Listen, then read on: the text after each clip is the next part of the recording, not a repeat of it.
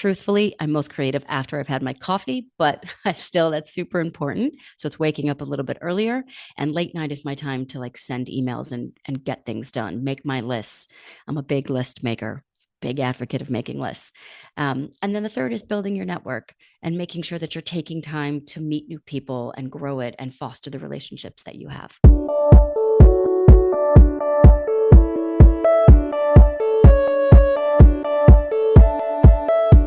So you want to make an impact. You're thinking about starting a business, sharing your voice. How do women do it that handle motherhood, family, and still chase after those dreams? Well, listen each week as we dive into the stories of women who know. This is Call Me CEO.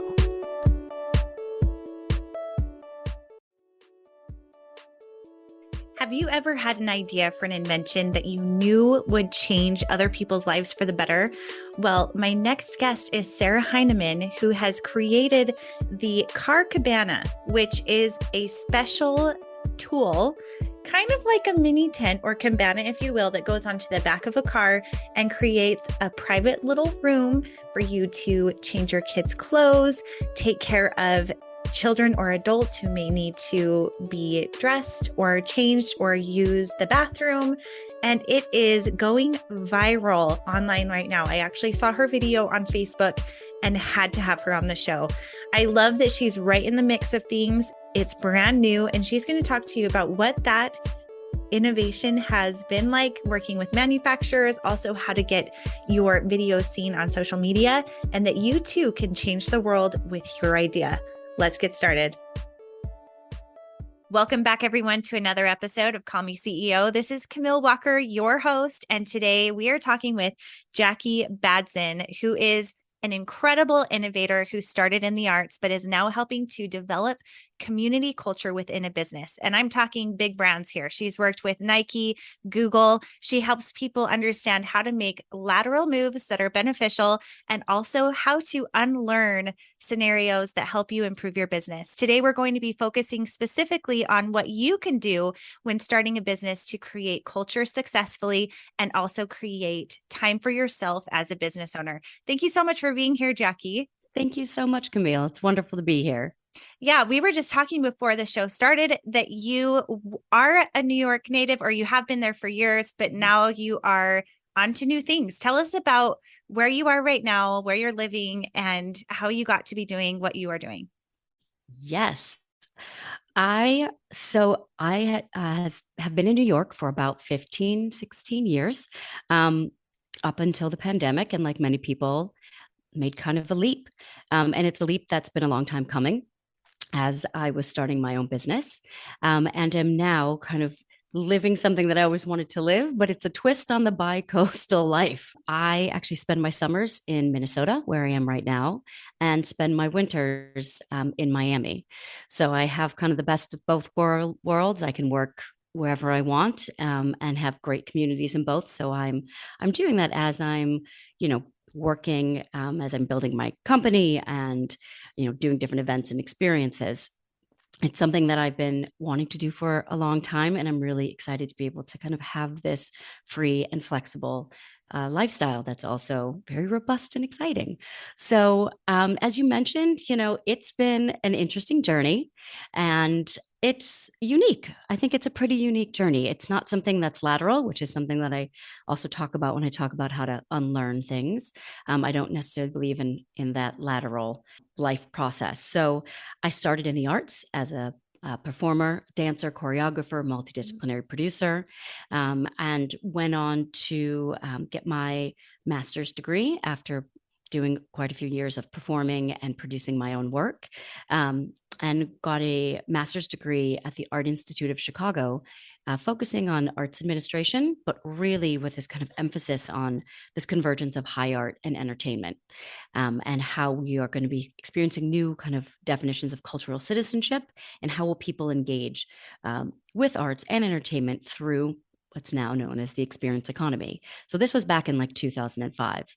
And the work that I have been doing, basically this it's been really interesting and fascinating to watch it grow, as this work I've been doing for almost 20 years now has been focused really on this creative experiences. So the work that I did as an artist was pretty non-traditional. I would go into clubs and perform. I would go and take different um, dancers and musicians and things that you wouldn't find in a museum, and I would put them in a museum. We'd Mm. performed at the Yerba Buena Center of the Arts. When I went to grad school, I really wanted to focus on this kind of convergence, and I did. And my first step out of grad school was working on film festivals and fashion shows. And really, that's where this kind of convergence was first happening.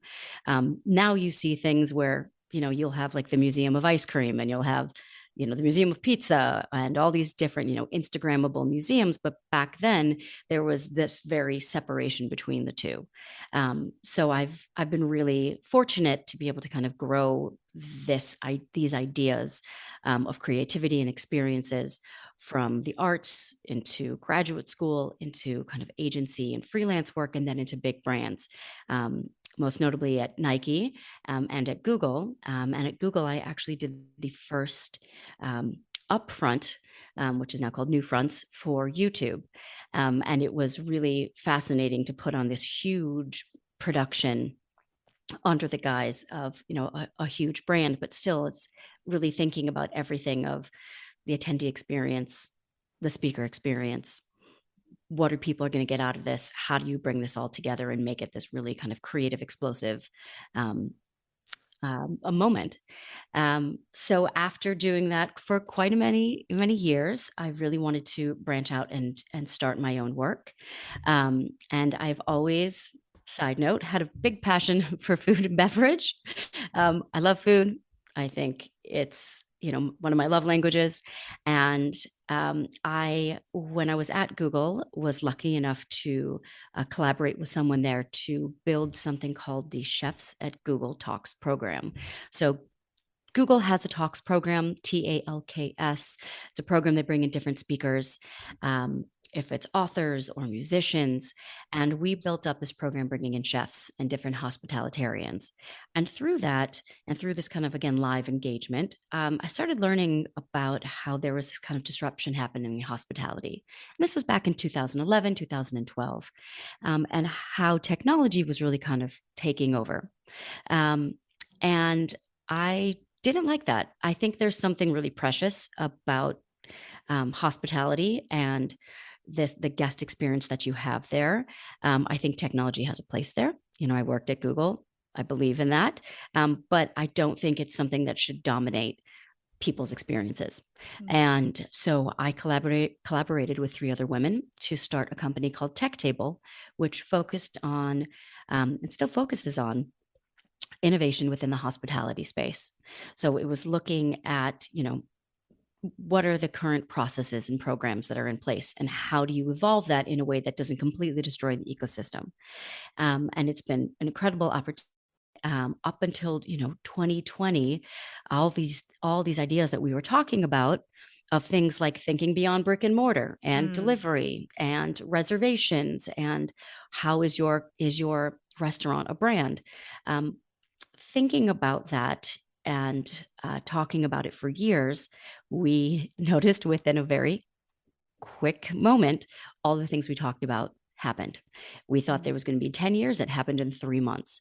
So it's been also fascinating looking at the two worlds that I really live in. One is hospitality. The other one is events and experiences and kind of employee culture. I guess there's three, all in a time span of 3 or 4 months, completely just got flipped on its head. And this was as I was starting my own business. So it was an opportunity for me to, recalibrate, really look at like things that I had been wanting to do, things that I had been talking about doing, and ideas of such as, do you have to be in an office? I worked in an office at IDEO, but before that, I hadn't really worked in an office structure. I was working remotely for, since I think 2015, 2016. Looking at that, looking at, what does it mean to have an event and an experience? How do you actually engage people? And then looking at the hospitality and thinking about this like technology and how, what is what is the guest experience now, and how is technology going to play out. So it's been a very interesting ride. A lot escalated from 2020. And I am now currently working with different companies and brands kind of across the board on these three issues, working with companies to help develop experiences and events, large conferences, launch them, bring people together, community development, also looking at culture and employee engagement and what does that look like now within this kind of new world of hybrid work. And then, also continuing to have one foot in hospitality and thinking about and looking at how that ecosystem is evolving through my work. Wow. Wow, wow, wow. I mean, I'm just over here nodding my head. Some of you can't see me if you're not watching this on video, but that's a lot. Like what I love about what you do is that I think when a lot of us think of corporate or people in New York City, it's kind of like you have your businesses and you have your entertainment and your food, and how few, like how little those two come together. And I love that as a creative and a business woman that you bring the two together, because so much of what we do now, especially with social media and the way it's affected businesses as a whole, it is the experience, it is integration, it is bringing in the creatives to supplement and also embrace the greater whole. So I think that that's incredible. Thank you. Yeah. Thank you. So today I'm curious about how you were able to use all of those tools that you have learned and now into your new venture, what it is that you want to share with women that are starting new businesses and how to create integration of creativity and the business mind. Because I think that that's something where I always say, for those who have heard the podcast before, always hire and be open to bringing people onto the team that are better at doing something than you are, because everyone's minds think differently. We have different strengths and weaknesses. And Exactly. with you, I think you have so many strengths. Like you have a business and creativity coming together. So diving in, you're welcome. Let's dive in. What would you say? I think, there's so much that people, as the people are starting off, the hurdles and the obstacles. And, something that I've always been, I think people now call it like multi-hyphenate. That's like changing these days. But I've also always done a couple different things. So I've always had some sort of, passion project on the side or a side business or two businesses. I don't know if that stems from my work starting as an artist and always having to have some sort of supplemental income, as anybody that's been in the arts knows. Oh, yeah. But right. So I've always had to have kind of wear two different hats at least at any time. So I understand also how challenging it can be trying to start something when you've already got, if it's a full-time job, if it's a full-time job and kids, if it's a family and you're running a household and you're like, I want to start this. How do you do it? So something that there's a few different things, three things actually, that I've picked up kind of along my journey that's been super helpful. So one is the idea of a 20% project, which is something that I picked up at Google. I feel like there's been a lot of buzz about this lately, but the 20% project is essentially taking 20% of your time and dedicating it towards whatever it is that you want to start. If it's a business, if it's a passion project, if it's writing, whatever it is dedicating 20% of your time.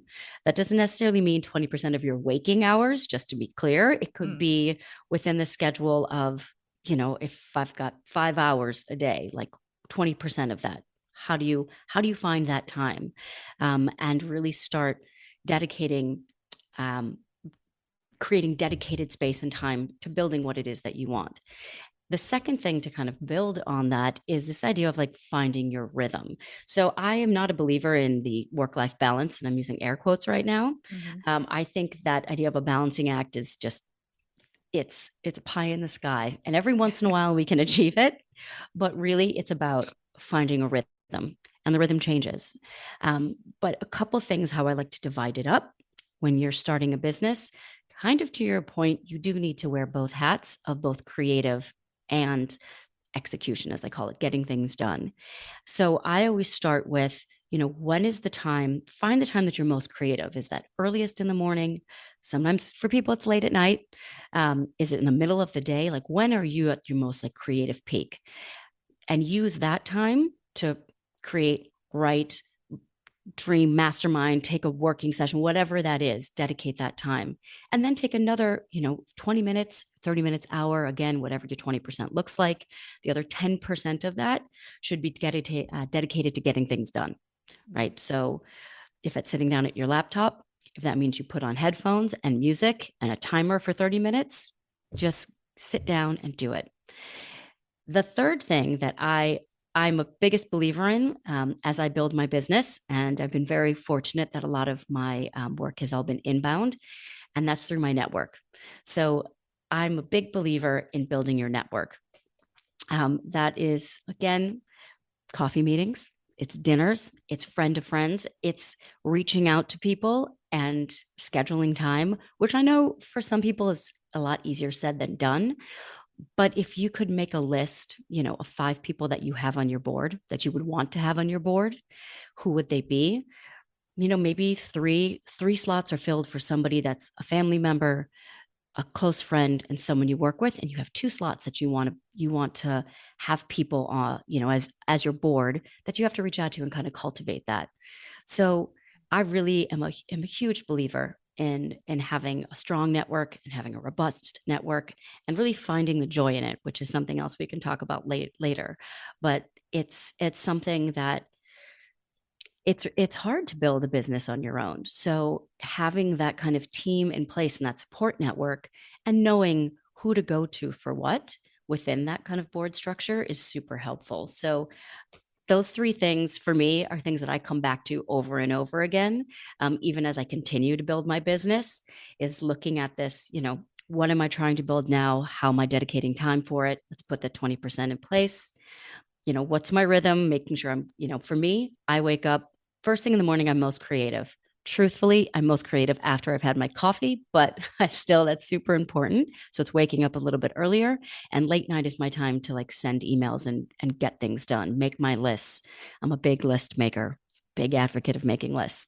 And then the third is building your network and making sure that you're taking time to meet new people and grow it and foster the relationships that you have.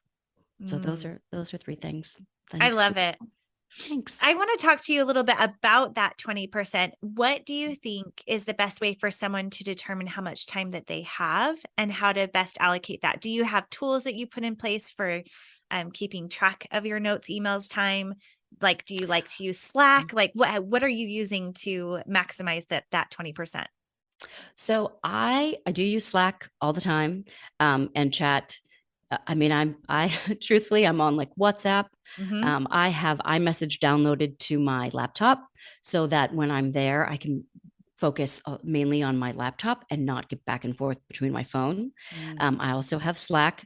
In this kind of multi-channel world, we're always getting pinged, but I try to keep it kind of one device at a time, which I think is really important. So that's something that I would recommend people do, is trying to keep, everything to, if you can, like one laptop, or if it's an iPad, whatever that is when you're working.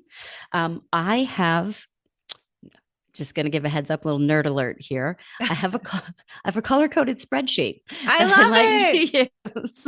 So my color coded spreadsheet is a very much of like a hit list, of like, do today, do within the week, and then, an ongoing a running hit list. And I have it also color coded within that of like urgent, needs now, and like less urgent. I think, in terms of determining your 20%, we were talking about this a little bit before, of like, don't calculate 20% of 24 hours. If you are a mother and your kids are at school or at daycare, or you have 4 hours of free time a day, it's 20% of 4 hours. If you have a full-time job and you know that you have, maybe 2 hours within the day, you have your mornings, you have your evenings, if that's 6 hours, it's 20% of that 6 hours. What does your weekends look like? Can you carve out an hour there? It's really about finding kind of those times and prioritizing. I oftentimes use the analogy to plan your time like you would meal plan, because I think that's And if anybody here doesn't meal plan, sorry, I'm a big advocate for it. But taking time with if it's that Sunday, if it's a Monday, to sit down and look at like, okay, what do I have coming up this week? Where are Mhm. the gaps? And actually scheduling it. So I use my obviously my calendar, and I will build in time for, um, writing, for mastermind sessions, which is kind of a one-on-one with somebody else, either in my field or someone from my board, if you will. Again, I have a board that's a air quote board of people that I go to, um, and kind of dividing it up that way as well. I love that. Okay, first question. Yes. Did you build that spreadsheet in Google Docs? Is that where you built it?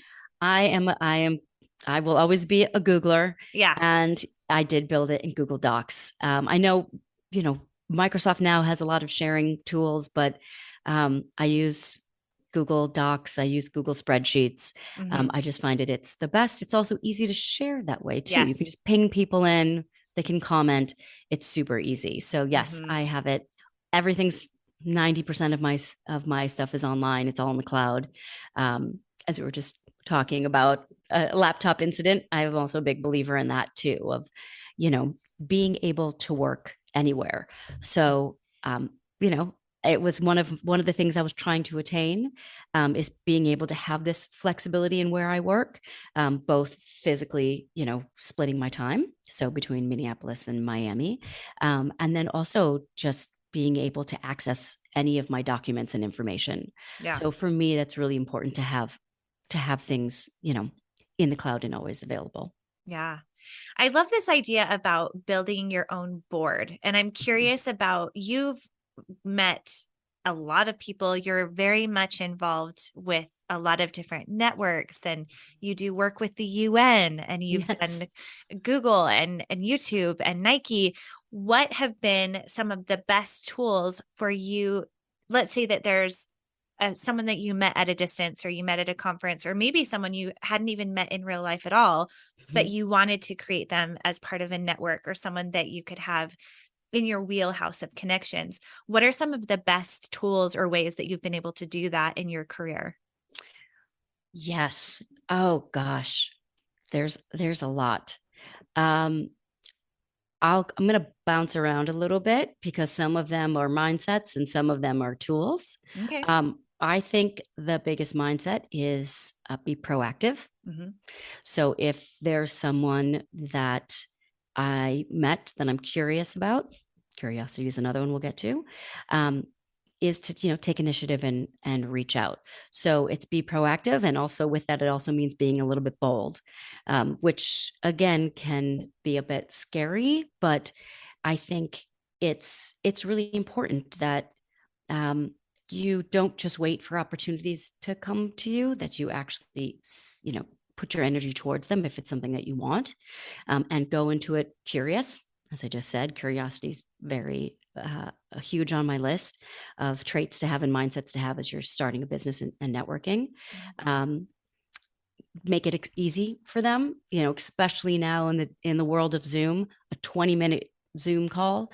Google has, you could do 25-minute meetings, 55-minute meetings, right? So it doesn't even have to be that 30 or 60 minutes. And to craft a nice email. I mean, I still, it's funny, I'm like an old fashioned girl now of like, send an email. Sure, you Hmm. could DM them, and I would DM them as well. Like, I have reached out to people on Instagram. But I find sometimes a very short crafted email is very easy, and saying, let me know your availability. If you don't hear back from them, don't take it personally and reach out again. So I always reach out to people 3 times. Hmm. And, it's not back to back to back, but I will reach out once. I will put it in my calendar, a reminder to reach out to them. If I haven't heard from them in 2 weeks, I'll get a ping to myself to reach out to them. I haven't heard from them in another 10 days or so, maybe it's 3 weeks, I'll reach out to them a third time. Um, Another tool that I think is really important, again, is your own network. If there's someone that I'm sorry, if there's someone that you don't know that you want to know, look on LinkedIn, look on social media, you know, talk to people, and see if there's a way that you can get an introduction. So it's not just, a quote unquote cold call, because I think that also that kind of warm introduction just makes things easier. And I'm happy to do introductions for people. I oftentimes reach out to my network and say, hey, I'm really interested in talking with this person. Would you mind, reaching out to them? And a lot of times they say, no problem. Can you just send me an email with like, a little bit about your, a couple lines that you want them to know and, what you want to talk to them about, and they'll send it over.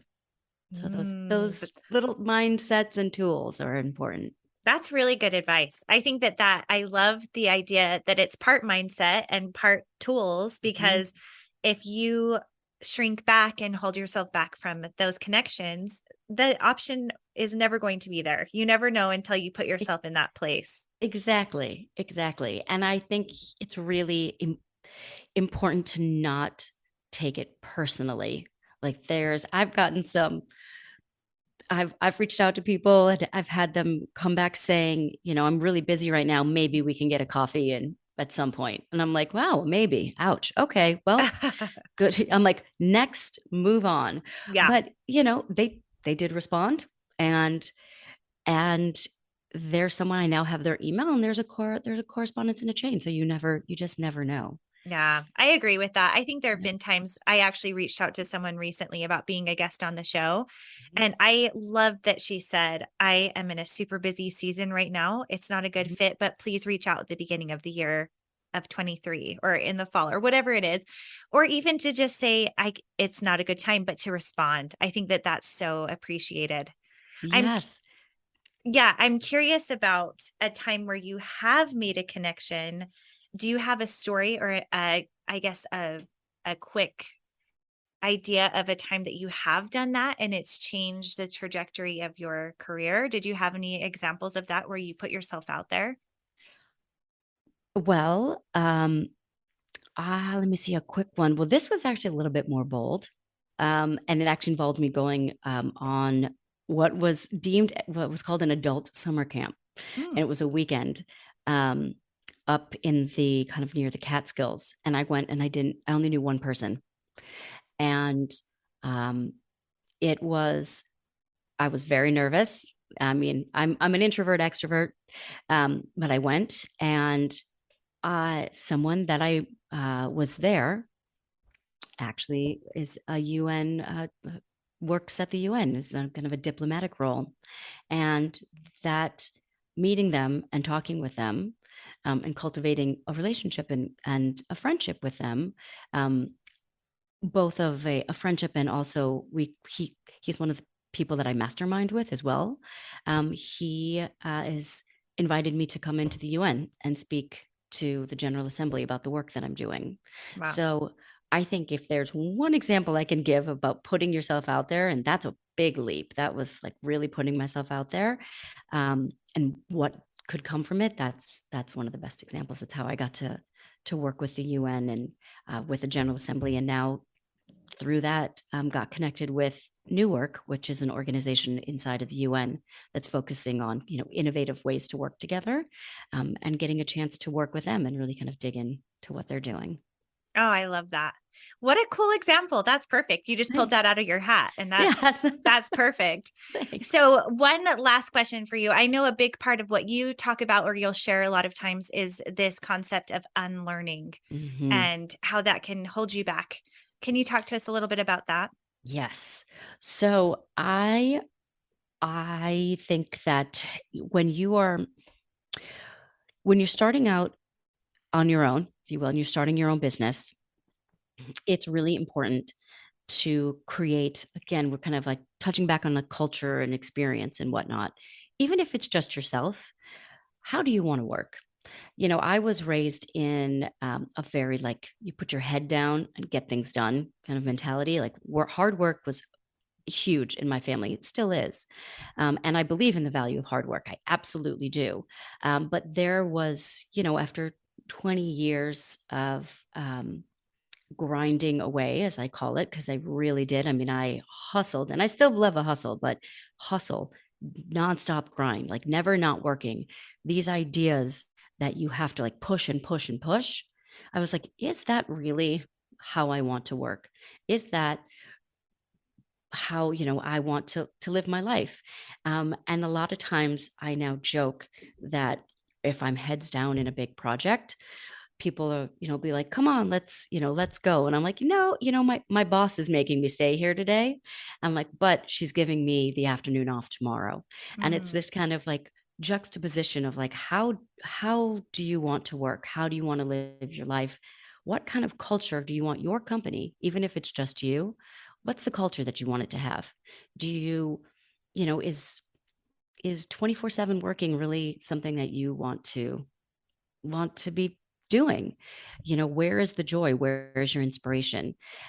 For me personally, there is this idea of the feminine economy, which I love, which if you Google it, you can see a lot of different um, examples of it, but it really talks about more of a circular kind of workflow, less linear, more of listening to your intuition, taking the time to create, less about the quantitative metrics and more about the qualitative. So, like the feelings versus the productivity, and finding that balance. So, for me, a lot of things of having to kind of reimagine and unlearn was this idea of the grind and nonstop working. And if I don't work, I won't be successful if I'm not working all of the time.